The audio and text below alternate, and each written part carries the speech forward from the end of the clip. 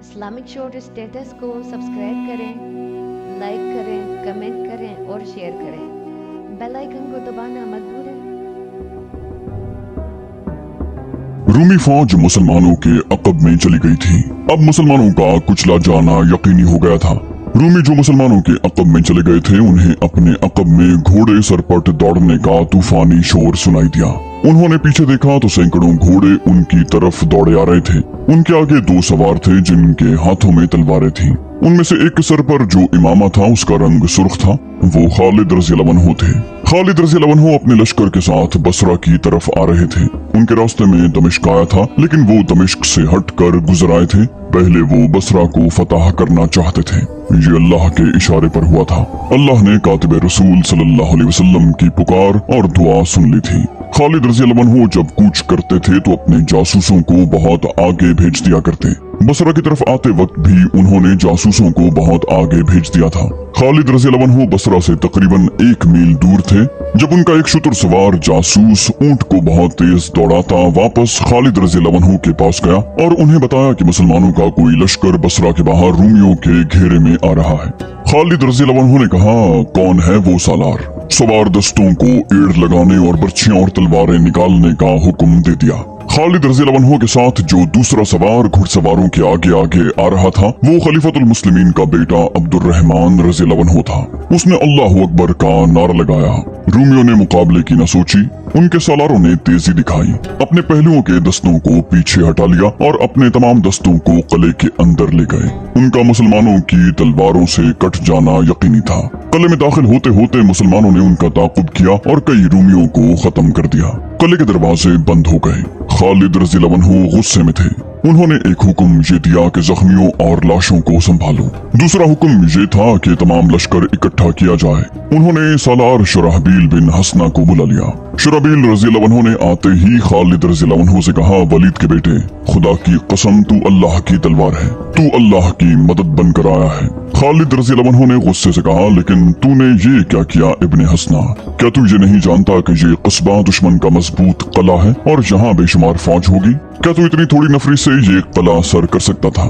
شرحبیل رضی اللہ عنہ نے کہا، میں نے ابو عبیدہ کے حکم کی تعمیل کی ہے ابن ولید۔ خالد رضی اللہ عنہ نے آہ لے کر کہا، آہ ابو عبیدہ، میں اس کا احترام کرتا ہوں، وہ متقی اور پرہیزگار ہے، لیکن میدان جنگ کو وہ اچھی طرح نہیں سمجھتا۔ مورخ واقدی لکھتا ہے کہ ابو عبیدہ رضی اللہ عنہ کو سب خصوصاً خالد رضی اللہ عنہ بزرگ برتر سمجھتے تھے، لیکن جس نوعیت کی لڑائیاں لڑی جا رہی تھیں ان کے لیے ابو عبیدہ رضی اللہ عنہ موزوں نہیں تھے، لیکن جہاں نفری کی کمی تھی وہاں سالاروں کی بھی کمی تھی۔ بہرحال مورخ لکھتے ہیں کہ ابو عبیدہ رضی اللہ عنہ جذبے اور حوصلے میں کسی سے پیچھے نہیں تھے اور وہ بڑی تیزی سے تجربہ حاصل کرتے جا رہے تھے۔ بصرہ پر ان کا حملہ جرأت مندانہ اقدام تھا۔ خالد رضی اللہ عنہ قلعے کے باہر اپنی اور شرحبیل رضی اللہ عنہ کی نفری کا حساب کر رہے تھے اور یہ معلوم کرنے کی کوشش بھی کر رہے تھے کہ قلعے کے اندر کتنی نفری ہے۔ مسلمانوں کے ہاتھ میں چند ایک رومی سپاہی آ گئے تھے جو زخمی تھے۔ خالد رضی اللہ عنہ کے لشکر کے آ جانے سے مسلمانوں کی نفری 13,000 کے قریب ہو گئی، لیکن رومیوں، غسانیوں اور عیسائیوں کی تعداد دگنی سے بھی زیادہ تھی۔ قلعے کے اندر جبلہ بن الاحم رومی فوج کے سپاہ سالار پر غصہ جھاڑ رہا تھا، کیا تم بھی ڈر کر بھاگ آئے ہو؟ کیا تم نے اس فوج کا جو قلعے کے اندر تھی اور شہر کے لوگوں کا حوصلہ نہیں توڑ دیا؟ رومی سالار نے کہا، نہیں، میں مسلمانوں پر باہر نکل کر حملہ کر رہا ہوں۔ اگر میں ان کے عقب میں گئے ہوئے دستوں کو پیچھے نہ ہٹا لیتا تو ان کے عقب سے مسلمان سالار انہیں بری طرح کاٹ دیتے۔ مجھے ان کی نفری کا اندازہ نہیں تھا۔ میں صرف ایک دن انتظار کروں گا، ہو سکتا ہے کہ ان کی مزید فوج آ رہی ہو، میں انہیں آرام کی مہلت نہیں دوں گا۔ جبلہ نے کہا، پھر انہیں قلعے کا محاصرہ کرنے دو، انہیں قلعے کے ارد گرد پھیل جانے دو، پھر تم قلعے سے اتنی تیزی سے نکلنا کہ انہیں اپنے دستے اکٹھے کرنے کی مہلت نہ ملے، اور شہر میں اعلان کر دو کہ گھبرانے کی کوئی وجہ نہیں، دشمن کو قلعے کے باہر ہی ختم کر دیا جائے گا۔ قلعے کے اندر ہڑبونگ بپا تھی، شہریوں میں بھگدڑ اور افراتفری مچی ہوئی تھی۔ رومی فوج کا باہر جا کر لڑنا اور اندر آ جانا شہریوں کے لیے دہشتناک تھا۔ مسلمان فوج کی ڈراؤنی سی باتیں تو شہر میں پہلے ہی پہنچی ہوئی تھی۔ مورخوں کے مطابق رومیوں نے یہ سوچا تھا کہ مسلمانوں کو आराम की मोहलत ही न दी जाए, लेकिन उन्हें मालूम न था कि मुसलमान आराम करने के आदी ही नहीं। उन्हें इतनी ही मोहलत की जरूरत थी कि जख्मियों को संभाल लें और शहीदों की लाशें दफन कर लें। अगले रोज का सूरज तुलू होने तक रूमी फौज किले से बाहर आ गई और दरवाजे बंद हो गए।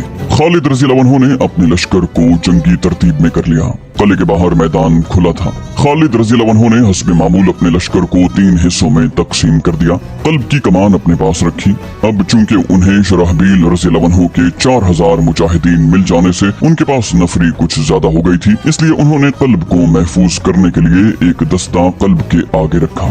उस दस्ते की कमान खलीफतुल मुस्लिमीन के बेटे अब्दुर्रहमान बिन अबू बकर रज़ी अल्लाह अन्हु के पास थी। एक पहलू के दस्ते के सालार राफे बिन उमैरा और दूसरे पहलू के सालार ज़रार बिन अल अज़वर थे। जंग का आगाज मुसलमानों के नारे तकबीर से हुआ।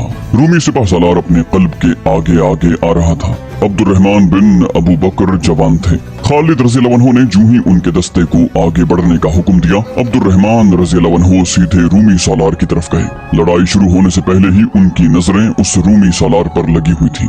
अब्दुर्रहमान रज़ी अल्लाह अन्हु ने घोड़े को एड़ लगाई और तलवार सौंत कर उसकी तरफ गए, मगर उस तरफ गए तो वो बड़ी फुर्ती से आगे से हट गया। अब्दुर्रहमान रज़ी अल्लाह अन्हु आगे निकल गए। रूमी सालार ने घोड़ा मोड़ा और अब्दुर्रहमान रज़ी अल्लाह अन्हु के पीछे गया। अब्दुर्रहमान रज़ी अल्लाह अन्हु ने घोड़ा मोड़ते मोड़ते देख लिया। रूमी ने वार कर दिया जो अब्दुर्रहमान रज़ी अल्लाह अन्हु बचा गए। तलवार का जन्नाटा उनके सर के करीब से गुजरा। अब अब्दुर्रहमान रज़ी अल्लाह अन्हु उसके पीछे थे। रूमी घोड़ा मोड़ रहा था। अब्दुर्रहमान रज़ी अल्लाह अन्हु ने तलवार का जोरदार वार किया, जिससे रूमी तो बच गया, लेकिन उसके घोड़े की जीन का तंग कट गया और जरब घोड़े को भी लगी। घोड़े का खून फूट आया और वो रूमी के काबू से निकलने लगा। रूमी तजर्बाकार जंगजू था। उसने बड़ी महारत से घोड़े को काबू में रखा और उसने वार भी किए। अब्दुर्रहमान रज़ी अल्लाह अन्हु ने हर वार बचाया और उन्होंने रकाबों में खड़े होकर वार किए तो रूमी घबरा गया। उसके आहनी खौद और ज़र्रा ने उसे बचा लिया, लेकिन अपनी एक टांग को न बचा सका। घुटने के ऊपर से उसकी टांग जख्मी हो गई। ताबड़तोड़ वार उसे मजबूर करने लगे कि वो भागे और वो भाग उठा। उसे अपनी जान का गम था या नहीं, उसे खतरा ये नजर आ रहा था कि वो गिर पड़ा तो उसका सारा लश्कर भाग उठेगा। ये सोचकर वो अपने लश्कर में गायब होने की कोशिश करने लगा। अब्दुर्रहमान रज़ी अल्लाह अन्हु उसके ताक़ुब से न हटे। वो उनके हाथ तो न आया, लेकिन अपने लश्कर की नजरों से भी ओझल हो गया। खालिद रज़ी अल्लाह अन्हु ने रूमियों पर इस तरह हमला किया कि सालार राफे बिन उमैरा और सालार ज़रार बिन अल अज़वर को हुक्म दिया कि वो बाहर होकर रूमियों पर दाएं और बाएं से तेज और शदीद हल्ला बोलें। मुजाहिदीन शदीद का मतलब समझते थे। मुर्रिखों की तहरीरों के मुताबिक ये हमला इतना तेज और इतना सख्त था जैसे मुजाहिदीन ताज़ा दम हो और उनकी तादाद दुश्मन से दुगनी हो। दोनों सालारों के दस्ते दीवानगी के आलम में हमलावर हुए। मुर्रिख वाक़दी और इब्ने कुतैबा लिखते हैं कि सालार ज़रार बिन अल अज़वर ने जोश में आकर अपनी ज़र्रा उतार फेंकी। ये हल्की सी थी, लेकिन जुलाई का आगाज था और गर्मी उरूज पर थी। ज़रार ने गर्मी से तंग आकर और लड़ाई में आसानी पैदा करने के लिए ज़र्रा उतारी थी। उन्होंने अपने दस्तों को हमले का हुक्म दिया। उनका घोड़ा अभी दुश्मन के करीब नहीं पहुंचा था कि उन्होंने कमीज भी उतार फेंकी। इस तरह उनका ऊपर का धड़ बिल्कुल नंगा हो गया। ऐसी खूरेज लड़ाई में ज़र्रा जरूरी थी और सर की हिफाजत तो और ज्यादा जरूरी थी, लेकिन ज़रार बिन अल अज़वर ने अपनी जान हथेली पर रख ली। उन्हें इस हालत में देखकर उन दस्तों में कोई और ही जोश पैदा हो गया। ज़रार दुश्मन को ललकारते और टूट टूट पड़ते। उनके सामने जो आया उनकी तलवार से कट गया। वो सालार से सिपाही बन गए थे। राफे बिन उमैरा ने रूमियों के दूसरे पहलू पर हल्ला बोला था। उनका अंदाज ऐसा गजबनाक था कि दुश्मन पर खौफ तारी हो गया। खालिद रज़ी अल्लाह अन्हु ने जब देखा कि ज़रार और राफे ने दोनों पहलुओं से वैसा ही हल्ला बोला है जैसा वो चाहते थे और दुश्मन के पहलू अकब की तरफ सुकड़ रहे हैं, तो खालिद रज़ी अल्लाह अन्हु ने सामने से हल्ला बोल दिया। रूमी पीछे हटने लगे, लेकिन पीछे किले की दीवार थी जो दरअसल शहर की पनाह थी। उनके लिए पीछे हटने की जगह न रही। मुजाहिदीन उन्हें दबाते चले गए। दीवार के ऊपर से कोई चिल्लाया, दरवाजे खोल दो। किले के उस तरफ के दरवाजे खुल गए और रूमी सिपाही किले के अंदर जाने लगे। उन्हें किले में ही पनाह मिल सकती थी। मुसलमानों ने दबाव जारी रखा और रूमी जमकर मुकाबला करते रहे। उनमें से जिसे मौका मिल जाता वो किले के अंदर चला जाता। जो रूमी किले में पनाह लेने को जा रहे थे वो उनकी तमाम नफरी नहीं थी, उनकी आधी नफरी भी नहीं थी। उनकी आधी नफरी खालिद रज़ी अल्लाह अन्हु के दस्तों से नबरदाज़मा थी। खालिद रज़ी अल्लाह अन्हु ने जब देख लिया कि उनके पहलुओं के सालारों ने वैसा ही हमला किया है जैसा कि वो चाहते थे, तो उन्होंने दुश्मन के कल्ब पर हमला कर दिया। रूमी बड़े अच्छे सिपाही थे। वो पसपा होने की नहीं सोच रहे थे और खालिद रज़ी अल्लाह अन्हु उन्हें पसपाई के मकाम तक पहुंचाने की सरतोड़ कोशिशें कर रहे थे। खालिद रज़ी अल्लाह अन्हु ने शुजाअत और बेखौफ क़यादत का ये मुजाहिरा किया कि घोड़े से उतर आए और सिपाहियों की तरह पापयादा लड़ने लगे। इसका असर मुजाहिदीन पर ऐसा हुआ कि वो बिजलियों की मानिंद कौंधने लगे। ये उनके ईमान का और इश्क रसूल सल्लल्लाहु अलैहि वसल्लम का करिश्मा था कि मुसलसल कूच और मार्कों के थके हुए जिस्मों में जान और ताजगी पैदा हो गई थी। ये मुबालगा नहीं कि वो रूहानी कुव्वत से लड़ रहे थे। खालिद रज़ी अल्लाह अन्हु इस कोशिश में थे कि रूमियों को घेरे में ले लें, लेकिन रूमी जिंदगी और मौत का मार्का लड़ रहे थे। वो अब वार और हल्ले रोकते और पीछे या दाएं बाएं हटते जाते। वो महासरे से बचने के लिए फैलते भी जा रहे थे। आखिर वो भी भाग भाग कर किले के एक और खुले दरवाजे में गायब होने लगे। खालिद रज़ी अल्लाह अन्हु ने बुलंद आवाज से हुक्म दिया, इनके पीछे किले में दाखिल हो जाओ। लेकिन दीवार के ऊपर से तीरों की बौछारें आने लगी, बर्छियां भी आईं। मुजाहिदीन को मजबूरन पीछे हटना पड़ा और रूमी जो बच गए थे वो किले में चले गए और किले का दरवाजा बंद हो गया। बाहर रूमियों और उनके इत्तेहादी ईसाइयों की लाशें बिखरी हुई थी। जख्मी तड़प रहे थे। जख्मी घोड़े बिदके और डरे हुए बेलगाम और मुंह जोर होकर दौड़ते फिर रहे थे। चंदे घुड़सवारों के पांव रिकाब में फंसे हुए थे और घोड़े उन्हें घसीटते फिर रहे थे। सवार खून में नहाई लाशें बन चुके थे। लड़ाई खत्म हो चुकी थी। मुजाहिदीन के फातिहाना नारे गरज रहे थे। फतह अभी मुकम्मल नहीं हुई थी। दुश्मन का नुकसान तो बहुत हुआ था, लेकिन वो किला बंद हो गया था। फतह मुकम्मल करने के लिए किले सर करना जरूरी था। खालिद रज़ी अल्लाह अन्हु ने अपने जख्मियों को उठाने का हुक्म दिया और कासिद से कहा कि तमाम सालारों को बुला लाए। खालिद रज़ी अल्लाह अन्हु ने एक सवार को देखा जो उनकी तरफ आ रहा था। वो दूसरों से कुछ अलग थलग था। एक इसलिए कि उसका कद लंबा था और जिस्म दुबला पतला था। अरब ऐसे दुबले पतले नहीं होते थे। ये सवार कुछ आगे को झुका हुआ भी था। उसकी दाढ़ी घनी नहीं थी और लंबी भी नहीं थी। उस दाढ़ी को उस शख्स ने मसनूई तरीके से काला कर रखा था। वो इसलिए भी अलग थलग था कि खालिद रज़ी अल्लाह अन्हु ने उसे लड़ते देखा था और उसका अंदाज कुछ मुख्तलिफ सा था। सबकी तवज्जो उस शख्स की तरफ इस वजह से भी हुई कि उसके हाथ में पीले रंग का परचम था। ये वो परचम था जो खैबर की लड़ाई में रसूल अकरम सल्लल्लाहु अलैहि वसल्लम ने अपने साथ रखा था। खालिद रज़ी अल्लाह अन्हु उसे पहचान न सके। धूप बहुत तेज थी। उसने सर पर कपड़ा डाल रखा था जिससे उसका आधा चेहरा ढका हुआ था। खालिद रज़ी अल्लाह अन्हु के करीब आकर वो शख्स मुस्कुराया तो खालिद रज़ी अल्लाह अन्हु ने देखा कि उस आदमी के सामने के 2-3 दांत टूटे हुए हैं। खालिद रज़ी अल्लाह अन्हु ने मुसर्रत से कहा, अबू उबैदा, और उसकी तरफ दौड़े। वो अबू उबैदा रज़ी अल्लाह अन्हु थे। मर्ज राहित से खालिद रज़ी अल्लाह अन्हु ने उन्हें पैगाम भेजा था कि वो उन्हें बसरा के बाहर मिले। अबू उबैदा रज़ी अल्लाह अन्हु हवारीन के मकाम पर पड़ाव डाले हुए थे, जहाँ से उन्होंने शुरहबील रज़ी अल्लाह अन्हु को 4000 मुजाहिदीन देकर बसरा पर हमला करवाया था। उनके पास खालिद रज़ी अल्लाह अन्हु का कासिद बाद में पहुंचा था। अबू उबैदा रज़ी अल्लाह अन्हु पैगाम पर उस वक्त बसरा पहुंचे जब खालिद रज़ी अल्लाह अन्हु रूमियों के साथ बड़े सख्त मार्के में उलझे हुए थे। उन्होंने तलवार निकाल ली और मार्के में शामिल हो गए। अबू उबैदा रज़ी अल्लाह अन्हु की उस वक्त उम्र 55 साल के लगभग थी। वो रसूल करीम सल्लल्लाहु अलैहि वसल्लम के खास साथियों में से थे। उनके दादा अपने वक्तों के मशहूर जर्राह थे। इसी निस्बत से उन्होंने अपना नाम अबू उबैदा बिन अल जर्राह रख लिया था। उनका नाम आमिर बिन अब्दुल्लाह बिन अल जर्राह था, लेकिन उन्होंने अबू उबैदा के नाम से शोहरत हासिल की। दुबला पतला और कुछ झुका होने के बावजूद उनके चेहरे पर जलाल जैसी रौनक रहती थी। वो दानिशमंद थे। मैदान जंग में भी उनकी अपनी शान थी और जहानत और अक्लमंदी में भी उनका मकाम ऊंचा था। अबू उबैदा रज़ी अल्लाह अन्हु के सामने के दांत जंगे उहुद में टूटे थे। उस मार्के में रसूल अकरम सल्लल्लाहु अलैहि वसल्लम जख्मी हो गए थे।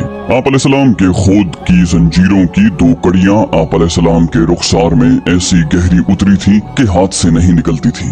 अबू उबैदा रज़ी अल्लाह अन्हु ने ये दोनों अपने दांतों से निकाली थी और इस कामयाब कोशिश में उनके सामने के 2 या 3 दांत टूट गए थे।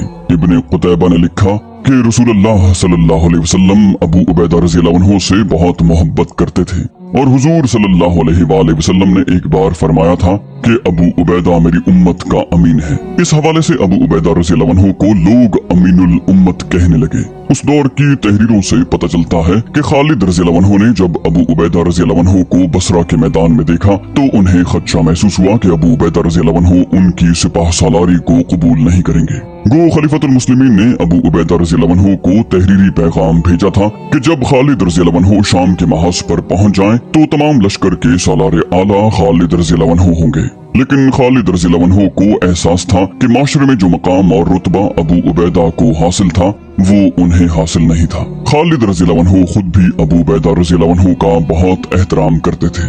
ये एहतराम था कि बसरा के मैदान जंग में खालिद रज़ियल्लाहु अन्हु ने उन्हें अपनी तरफ आते देखा तो दौड़कर उन तक पहुंचे। अबू उबैदा रज़ियल्लाहु अन्हु घोड़े से उतरने लगे। खालिद रज़ियल्लाहु अन्हु ने कहा, नहीं इब्ने अब्दुल्ला, घोड़े से मत उतर, मैं इस काबिल नहीं हूँ कि अमीरुल उम्मत मेरे लिए घोड़े से उतरे।